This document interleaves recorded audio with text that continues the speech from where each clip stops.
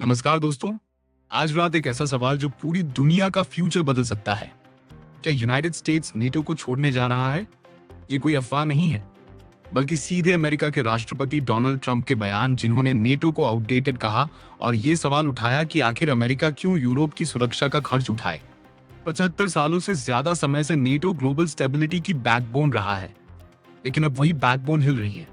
क्या ये सिर्फ राजनीतिक प्रेशर है या एक नए वर्ल्ड ऑर्डर की शुरुआत? और सबसे बड़ा सवाल, इसका असर इंडिया पर क्या होगा? क्योंकि ग्लोबल पावर शिफ्ट जब भी होता है, इंडिया कभी भी उससे अछूता नहीं रहता।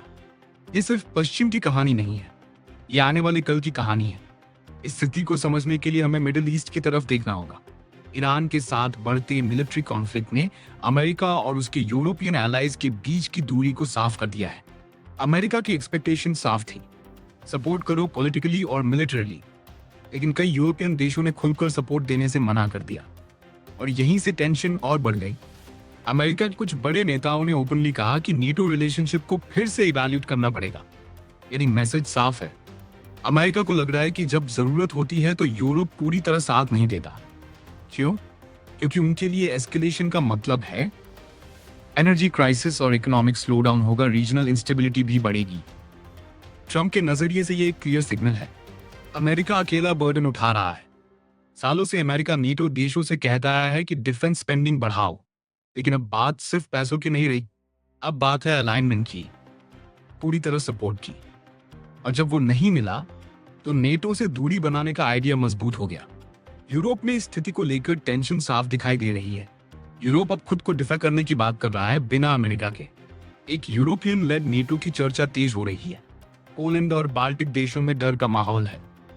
उनके लिए अमेरिका की प्रेजेंस सिर्फ सिंबल नहीं है, वो उनकी सिक्योरिटी है।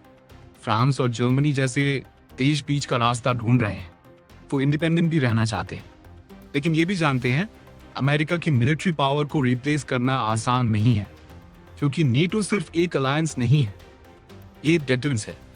और अगर ये कमजोर हुआ तो ग्लोबल बैलेंस बदल सकता है। अब सबसे महत्वपूर्ण सवाल, इंडिया पर इसका क्या असर होगा? इंडिया की पॉलिसी है स्ट्रैटेजिक ऑटोनॉमी। हम किसी एक साइड पर ब्लाइंडली नहीं जाते, लेकिन हर ग्लोबल चेंज को समझते हैं। अगर अमेरिका यूरोप से फोकस हटाता है तो उसका ध्यान इंडो पैसिफिक पर बढ़ेगा और इसका सीधा असर इंडिया पर पड़ेगा।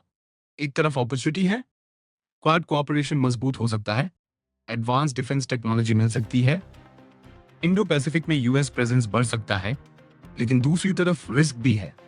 अगर यूएस कमिटमेंट अनसर्टन दिखा तो चाइना अग्रेसिव हो सकता है, रशिया भी ज्यादा असर्टिव बन सकता है, और तब इंडिया को खुद से पूछना होगा, क्या क्राइसिस में कोई हमारे साथ खड़ा होगा? क्योंकि अलायंसेस सिर्फ पावर नहीं, ट्रस्ट पर भी टिके होते हैं। क्योंकि अमेरिका सच में नेटो छोड़ सकता है? लीगल प्रोसेस आसान नहीं है, लेकिन असली बात यह है, अलायंस को खत्म करने के लिए ऑफिशियली छोड़ना जरूरी नहीं होता।